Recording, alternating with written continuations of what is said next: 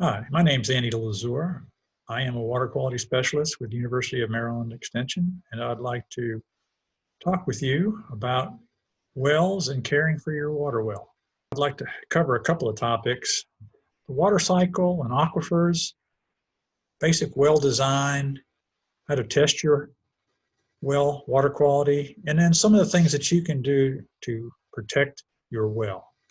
So the hydrologic cycle or water cycle is a fundamental physical process on Earth that cycles water from the oceans and the land surface.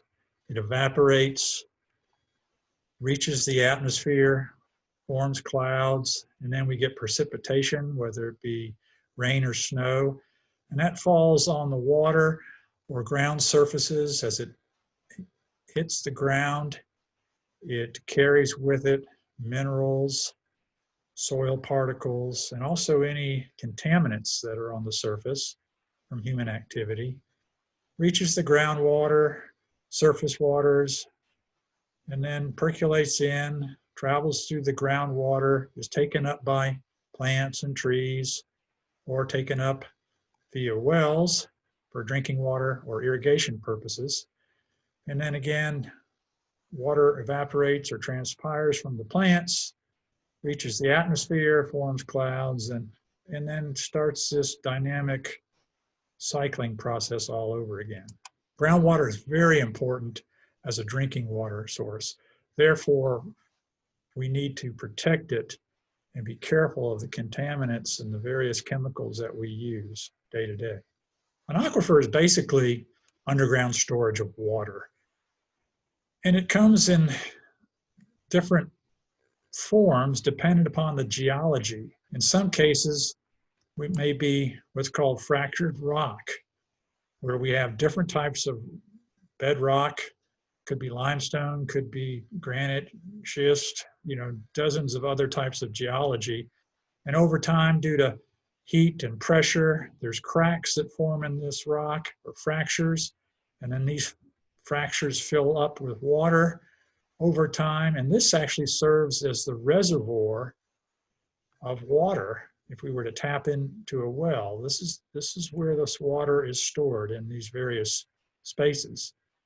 In contrast, we have what more of a sand or gravel type of geology, and the water is stored in between the spaces of those various types of either sand or gravel particles. In both cases, it's this stored water in between either fractures or gravel that serves as the water source. Now, aquifers come in different forms as well. Dynamics and the physical processes of these aquifers will dictate both the quantity and the quality of water that we can get through wells. So in this diagram, we have several types of aquifers. We have what's called this is actually a perched water table. So it's water that infiltrates through the ground and is trapped by this confining layer. So confining layers are basically very compact types of soils or geology, rock, bedrock, whatever the case may be. And what that does is it essentially traps water. So this is a shallow perched water table.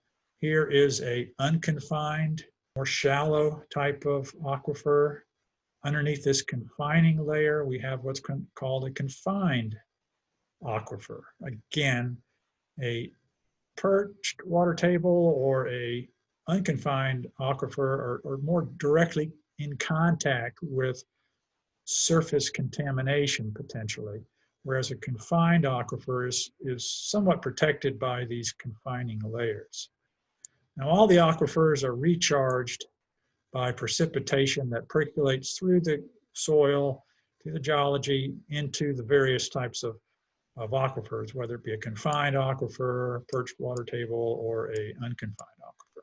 And the age of water will vary in these aquifers. So for example, here's the recharge area where precipitation is percolating through. It accumulates into the water table in this unconfined aquifer. And this water may be either days, months, or possibly years old. And an important part of this diagram also shows that groundwater is moving.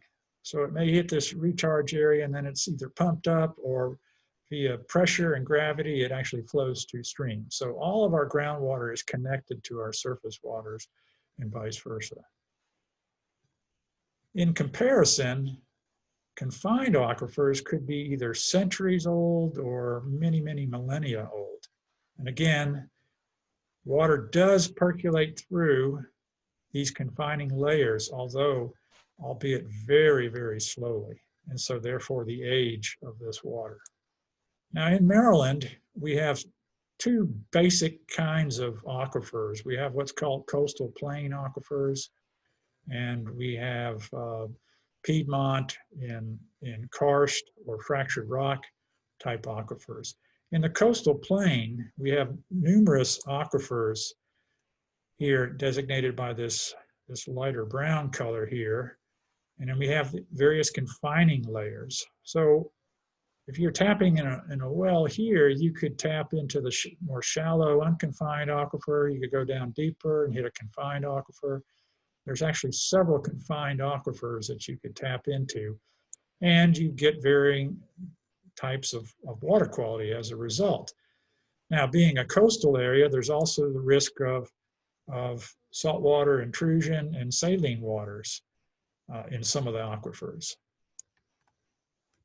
So in contrast, a fractured rock geology is such that these fractures, as you can see here, some are in direct contact with the water, the shallow water table, which in turn is in direct contact with any surface contamination. So a fractured rock water well can be, even though it may be very deep, it can be, because of the way the fractures are and how it reaches the well and whether or not the fractures reach the shallow water table, this well could be in more direct contact with potential surface contamination.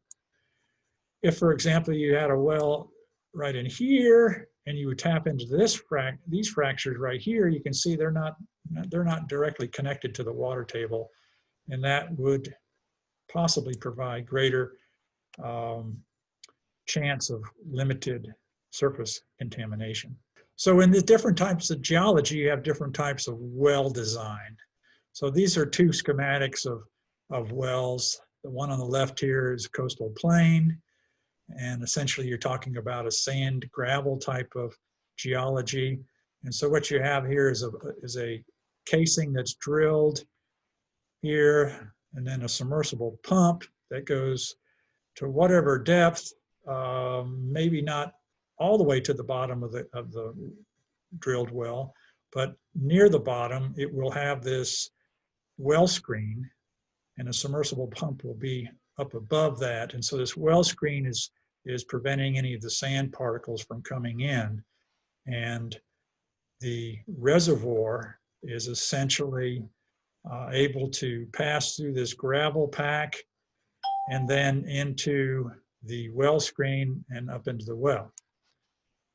Whereas a fractured rock well, you have basically what's called an open borehole.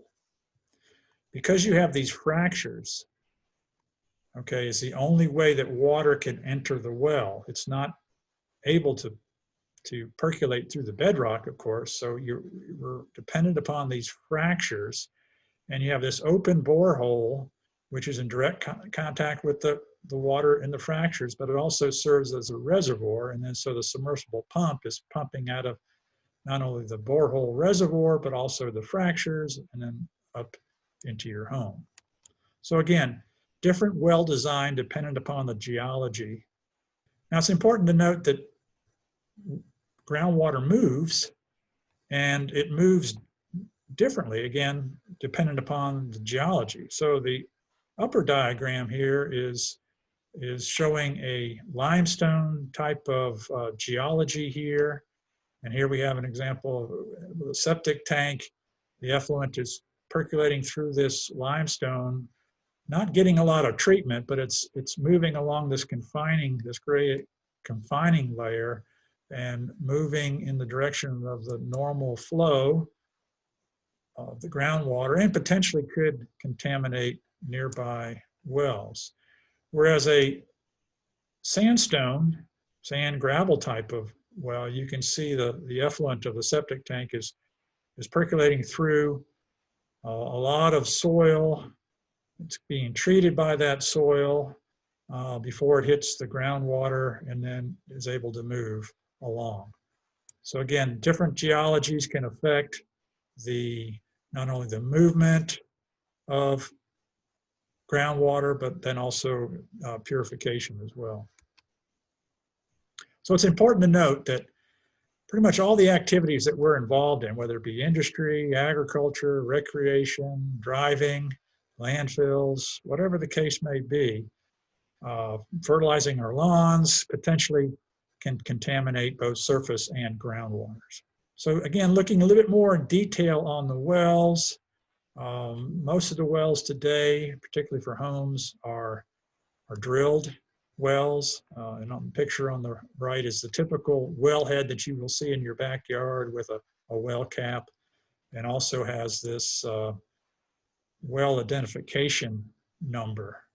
And these diagrams, which again showing the components are involved in the typical well. So here we have, on this drawing here, we have our submersible pump. Here's our well screen. Motor kicks on, water is pumped up. And then it goes into a pipe, into your home, into a bladder tank, which basically provides pressure. And as you open a spigot in your home, the pressure then forces water through the plumbing and then into your house. It's important to note that for all wells, regardless of its fractured rock geology or coastal plain geology, well construction is very important for not only the proper operation, but also your safety and protection of water quality.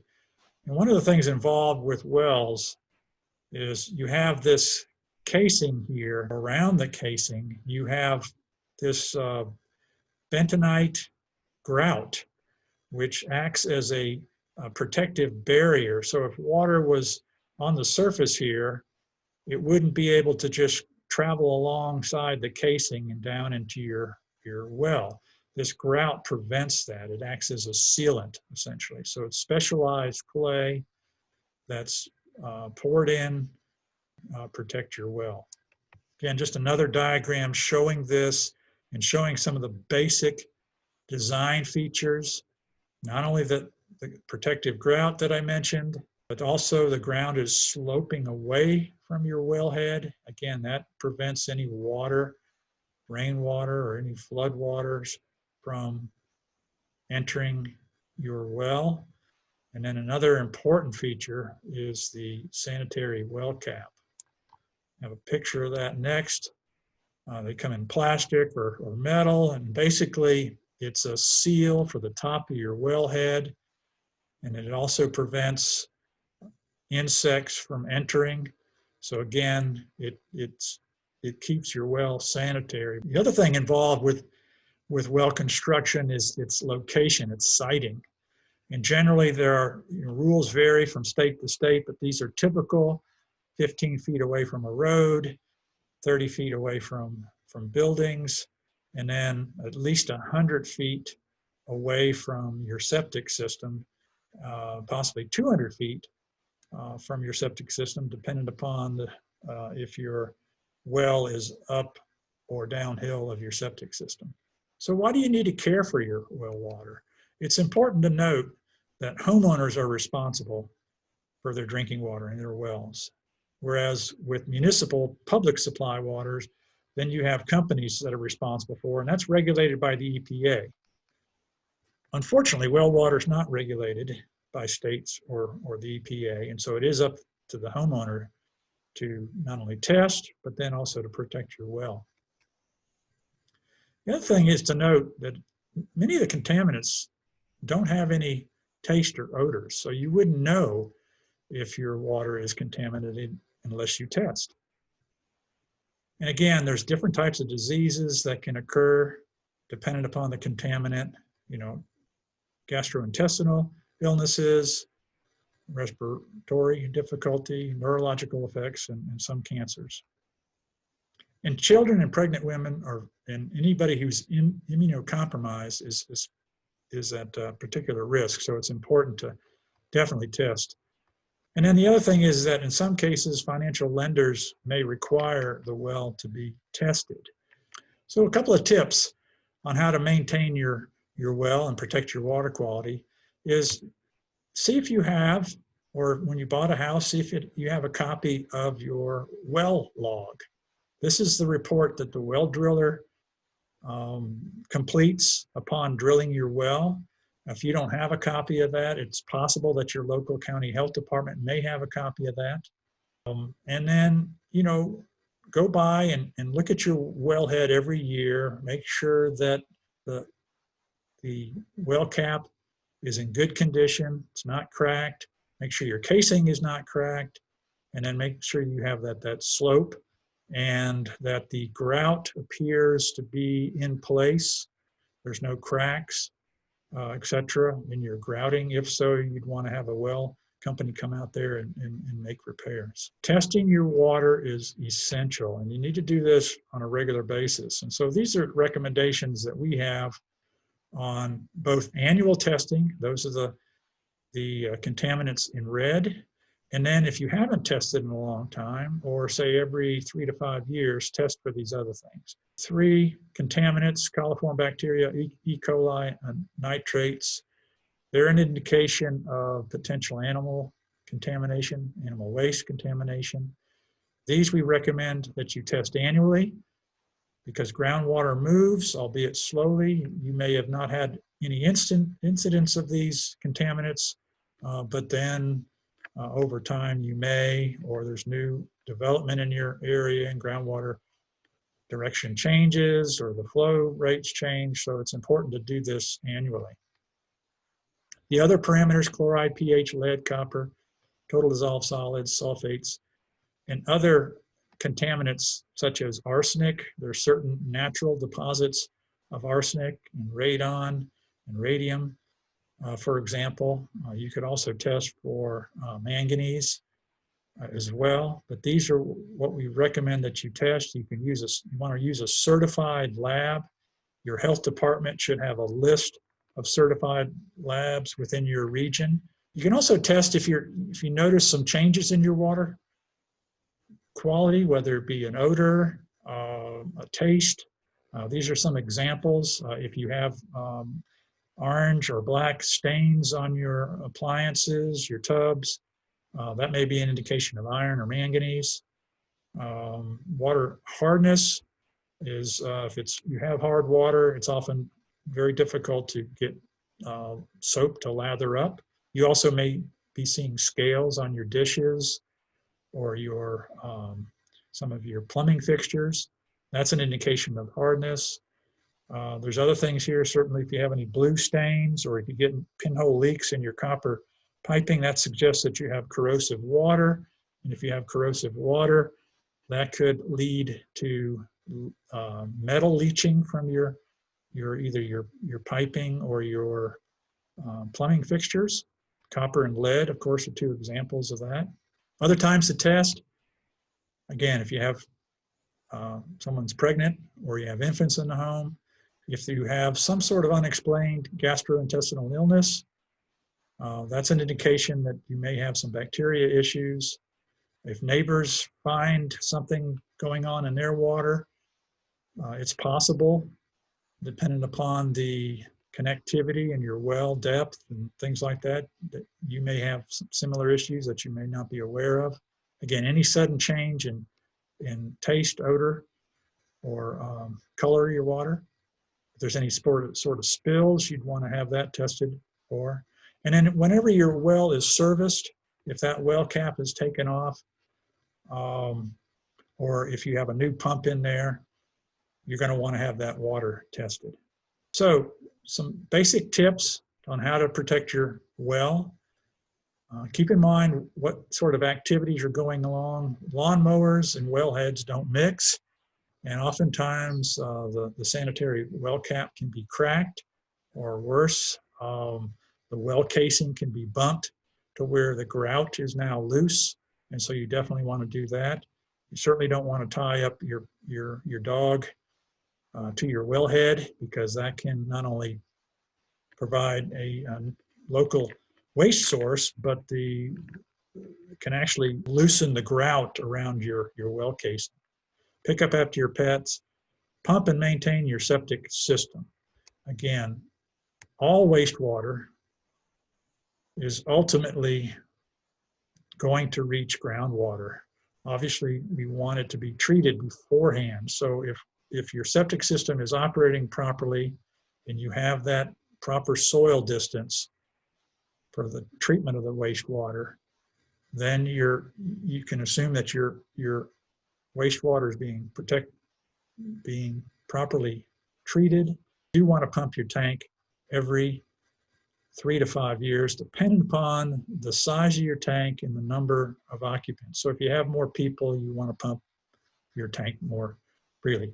Septic systems that are not maintained and water is coming up onto the ground surface or backing up in the house is definitely both a public and an environmental health risk.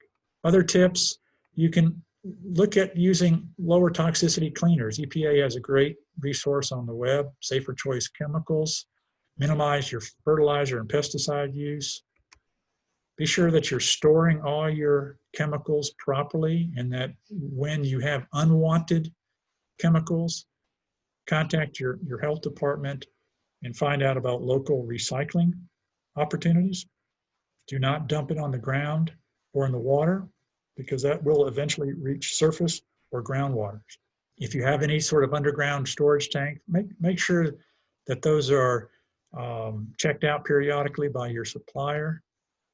And then another thing that you can do is to wash your cars at a commercial facility. Commercial facilities typically will have a water treatment system installed to capture all that wash water that has grease and oils and asbestos from the brakes and all these other things to help. And then if you have any old, unused, or abandoned wells on your property, be sure that those are sealed.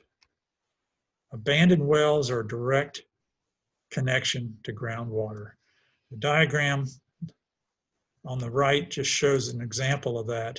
Here's an old stone casing well. And it is, whatever is going on in the surface here can seep through the walls, the stone walls of the well or septic tank effluent, and then it can, again, it's a direct source to contaminate groundwater. So abandoned wells need to be properly sealed, and there are a wealth of information by EPA and others, your state agencies, on how to properly seal a well. Generally, this requires a permit and a contractor to do this using special types of sealing materials, certain types of treated concrete or bentonite materials. Again, there's specific procedures, but it's very important to do this because, again, wells are a direct line of contact into groundwater, and old wells are just a source of nutrients, chemicals, animal waste getting into the groundwater. So with that, wrapping up, here's some resources that you can tap into. If you're not from Maryland, you can check with your State Department of Environment. It could be your natural resources. There's usually a geological survey agency within most states, and also your local health departments are a great resource for information on wells, water quality, and how to protect your water quality. Thank you.